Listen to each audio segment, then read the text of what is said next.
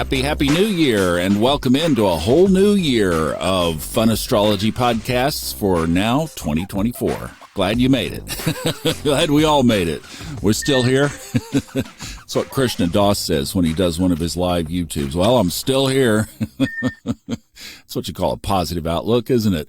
Well, hey, let's take a positive look, and we'll take a little bit of a challenging look at the chart for the year, which, of course, is set for wherever you are, January 1st, 12 a.m., Saw a comment on YouTube a while back that somebody said, "Can you put it to my time zone?" I'm like, we cover the whole globe, basically. We got listeners all over, so we can't, you got to pick one, right? So I just go with this and give you a little homework. Astrology is not spoon feeding. You got to do your own digging. So we do the East Coast here if you're fairly new to the podcast, but absolutely suggest that you set up the chart for your time zone wherever you are. Because, yes, the houses will change. But I'm going to read the houses today. Typically, we don't do that for this very reason. But the first thing where my eyes went was right up at the top of the chart. Cancer is ruling the 10th house of career, and the midheaven is sitting right on it. So one thing that I've come to realize, and I mean, it's just an automatic click now, wherever Cancer shows up in your chart, have a look at the equal house system, and then on whatever cusp Cancer sits, that area of your life, that house where it's on the cusp, that is the area of your life where you follow your intuitive call. And I had a reading a while back that somebody had it on the first house. It's like, yeah, that's your whole life is basically guided by intuition. Here, it's our career, it's our job, it's our money, it's that whole area of what do we do when you go to the party, like last night, if you went, and somebody says, "What do you do?" What they're really asking is, who are you in the world, right? As though that's defined by your job, which it really shouldn't be. But this area of our life is how we contribute out into the world. If you're a stay-at-home mom, awesome. That's how you contribute out into the world. If you're retired, awesome. That's how you contribute. Find some way to always let your light shine. Gives you purpose. And for 2024, that area is going to be guided by intuition. I love that. Now, another little significant thing is the chart for January 1st, 2024, Asheville, North Carolina, at least, is a 2-degree, 19-minute Libra rising. Maybe amidst all this chaos, at least there will be a desire for balance. So I'm really happy to see that and spread a little love around, right? How about the Pisces planets, Neptune and Saturn? We've been talking about those over on Old Soul, New Soul quite a bit, but Pisces sits on the 6th house. Now that one could have a little interesting impact, especially in the mundane, because that's that area of psychological self-integration. In other words, how we process everything that we have experienced up until now and what we do with it has Saturn in there, and you can go back and listen to the Saturn series on Old Soul, New Soul in Pisces. That was excellent. And then also with Neptune in there, we are going to be doing some of this last final processing before it starts to make its way into Aries. Venus, here's another one. Venus is in Sagittarius in this New Year's chart, and it is just on the cusp of the 3rd house. Now, that's a sextile then back to the ascendant point. So the ruler of the chart, Venus, is in the 3rd house. And I just love this because on the other side of the 3rd house is Mars, so we have to deal with that in a minute. But what this is saying is spread some love around. It really does, doesn't it? Say, "I love you." I mean, this is simple synthesis, right? Venus, the love planet, is in Sagittarius, a spiritual sign, and it's sitting right on the cusp of the communication house, the 3rd house, ruled by Mercury, which is in there, by the way, too, in the 3rd. So one of the themes for us on our highest timeline this year is to speak love, bring love, be loving awareness. Ram Dass, put the song on. Now let me touch for a minute on the challenge, and this is the one that we've been watching and looking for and looking at and just observing. Are we moving more toward it or away from it? I'll let you be the judge of that.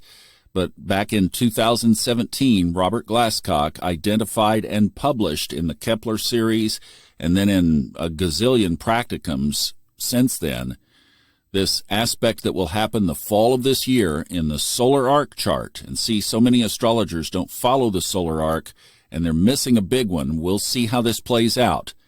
But the United States Sibley chart, July 4th, 1776, 5:10 p.m., Philadelphia, Pennsylvania, you put that in the solar arc, you will observe the solar arc Saturn is moving right into a conjunction with natal Mars in Gemini in the 7th house. And when he published this 5 or 6 years ago first, he was saying, and the conditions were not nearly what they are now, that is a symbolism, if it goes to the shadow side, of civil war. Now, I'm going to let you pick up from there and form your own thoughts around it. I'm just alerting you to the aspect. In the United States chart, in solar arcs, something that doesn't happen once every 360 years at least, because it moves so slowly. Saturn, division, these are the shadow side interpretations now, sitting on top of Mars, conflict, war, etc. In Gemini, divided in the 7th house of relationships. But what happens to relationships when they go south? It can be war.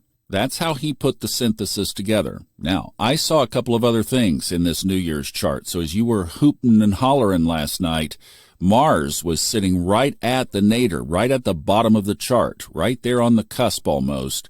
And that, too, pertains to home. Mars, conflict. Also, we've been talking about the North Node transiting through Aries right now.